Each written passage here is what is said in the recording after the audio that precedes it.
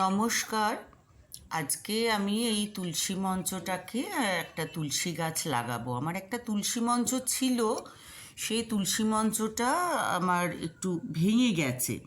তো এই তুলসী মঞ্চটা আমি নতুন কিনেছি।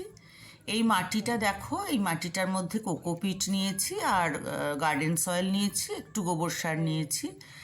আর এইখানে যে মাটিটা আমি রেডি করেছি তার মধ্যে ধানের চিটে নিয়েছি।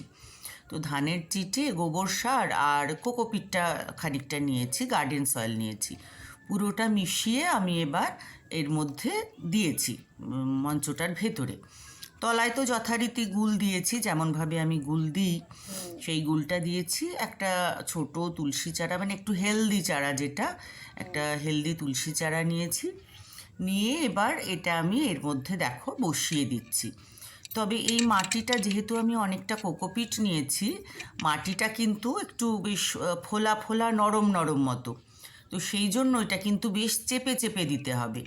তো অনেকটা চেপে চেপে দিয়ে তারপরে আমি চারিদিক দিয়ে আরও মাটি দিচ্ছি, দিয়ে ভালো করে চেপে দিয়ে এইটাকে এবার আমি জায়গা মতো প্লেস করে দেবো। আপাতত আমি বারান্দাতেই রাখবো ঠিক করেছি, যে গাছটা একটু লেগে গেলে তারপরে আমি এটাকে বাইরে দেব, কারণ বাইরেটা খোলা তো আমার একটু রাখার অসুবিধে।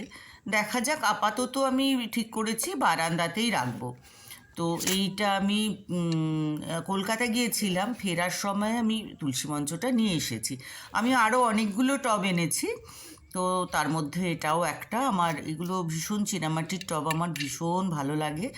তো যাই হোক, দেখো ওই তোমরা কিন্তু গাছটা নেওয়ার সময় একটা হেলদি চারা নেবে।